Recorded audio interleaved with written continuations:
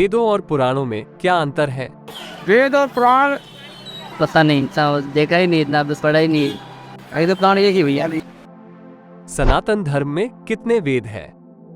4 वेद। हाँ, 4 वेद है, तो 4 वेद है। अपने धर्म में 4 वेद। हमारे धर्म में कितने पुराण है? 9 पुराण है, 6 18।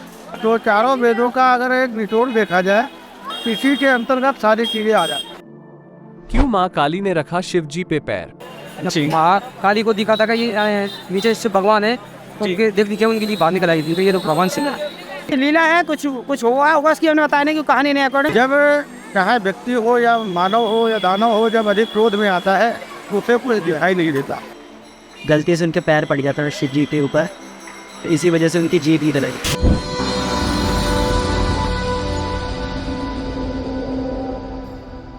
क्या वेदों और पुराणों में कोई अंतर है? क्या वेदों के रुद्र और भगवान शिव में कोई अंतर है? कौन है ये माता आदिशक्ति और क्या है आदिशक्ति के तीनों रूपों का रहस्य? आइए जानते हैं इस वीडियो में इन सभी प्रश्नों के उत्तर, और साथ में हम जानेंगे माँ काली से जुड़ा एक ऐसा इंटरेस्टिंग फैक्ट जो शायद आप में से बहुतों को नहीं पता हो। चलिए सबसे पहले देख लेते हैं कि वेद है क्या।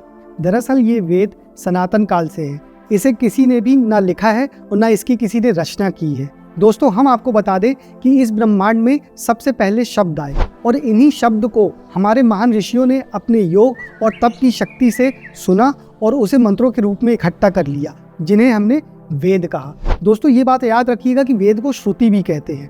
क्यों? क्योंकि श्रुति यानी जो सुना गया हो, ना कि लिखा गया हो। और इसे अपौरुष भी कहा जाता है क्योंकि इसकी रचना किसी पुरुष ने नहीं की, ये सनातन काल से है। इसलिए ये बात ध्यान रखिएगा कि वेद भी आदि और अनंत है, क्योंकि जब इस दुनिया में कुछ नहीं था तब भी वेद थे, और जब आगे कुछ नहीं होगा तब भी वेद ही होंगे। दोस्तों आने वाले समय में हम अपने चैनल में डिटेल में वीडियो वेदों के बारे में बताएंगे।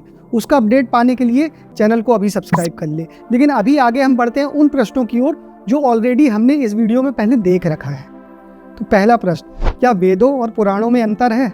एक्चुअली पुराण वेद से अलग नहीं है, क्योंकि पुराण भी वही सारी बातें कहते हैं जो ऑलरेडी हमारे वेदों में वर्णित है।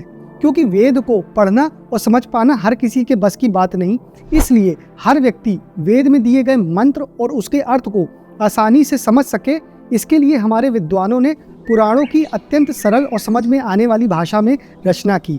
और दोस्तों एक बहुत ही इंटरेस्टिंग बात इसमें यह है कि हमारे पुराण एक प्रकार से एंथ्रोपोमॉर्फिक है, जिसका अर्थ होता है किसी भी चीज को मानवीय रूप देना।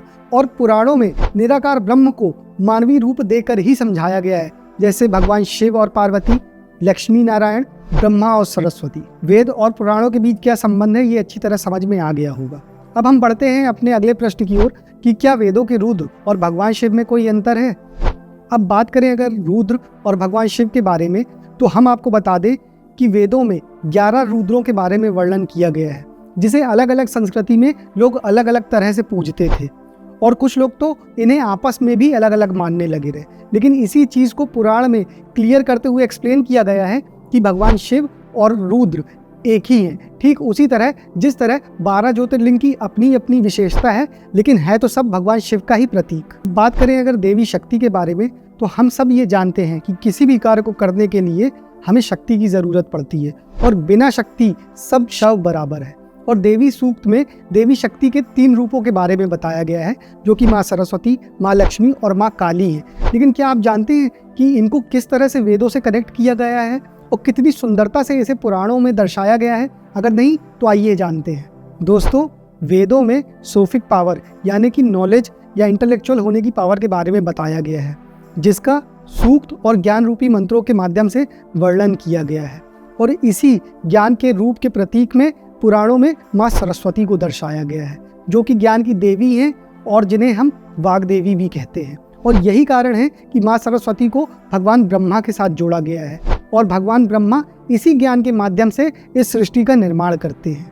तो दोस्तों जब ज्ञान रूपी शक्ति से सृष्टि का निर्माण हो गया, तो फिर हमें ज़रूरत पड़ी एक प्रिजर्विंग पावर की, यानी कि ऐसी शक्ति जो हमारी लाइफ को अच्छे से सस्टेन और सुचारू रूप से चलाने के लिए सांसारिक सुख के आदान प्रदान में हमारा सहयोग करे।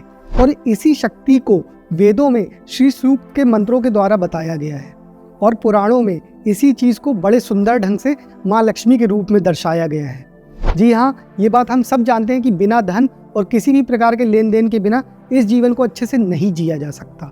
और यही कारण है कि माँ लक्ष्मी को भगवान विष्णु के साथ जोड़ा गया और श्री हरि विष्णु इसी शक्ति के माध्यम से इस सारी सृष्टि का पालन पोषण करते हैं। अब जब ज्ञान रूपी शक्ति से इस सृष्टि का निर्माण हो गया और प्रिजर्विंग पावर की मदद से ये संसार सुचारू रूप से चलने भी लगा, तो कुछ ऐसी आसुरिक शक्तियाँ उत्पन्न हुई जो इन कामों में बाधा डालने लगी। और ऐसी आसुरिक शक्तियों के संहार के लिए वेदों में संहार शक्ति के मंत्रों का वर्णन किया गया है।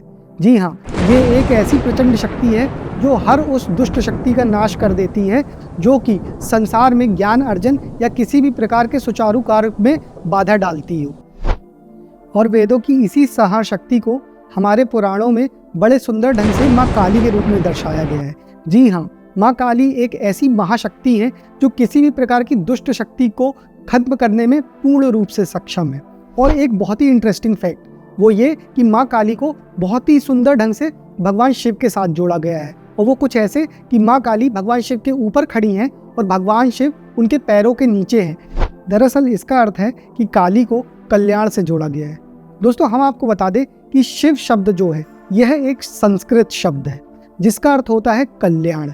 और यहाँ पे भगवान शिव को माँ काली के पैरों के नीचे उनके बेस के रूप में बताया गया है, यानी कि आधारभूत, जिसका सीधा अर्थ होता है कि एक प्रचंड महा प्रलयंकारी संहार शक्ति जिसका आधारभूत कल्याण है, यानी कि एक ऐसी शक्ति जो हर आसुरिक और दुष्ट शक्तियों का नाश कर देगी और सृष्टि के लिए कल्याणकारी रहेगी। तो दोस्तों, इस वीडियो में आपको सबसे इंटरेस्टिंग फैक्ट कौन सा लगा हमें कमेंट कर ज़रूर बताएं। धन्यवाद।